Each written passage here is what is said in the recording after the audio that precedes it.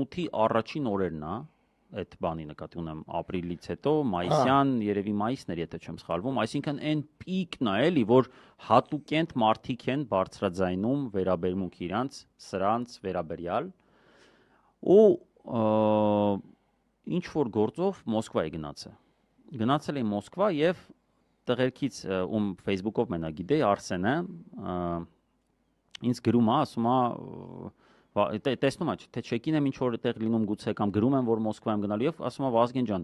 նենց կուզեմ այդ հանդիպեմ։ Կարանք Մոսկվայում հանդիպենք։ Ես էլ դե հիմա ավելի հաճախ եմ այդ sense բաներ լինում, քանի որ շատ մեծ լսարան արդեն, հա, ճանաչողությունը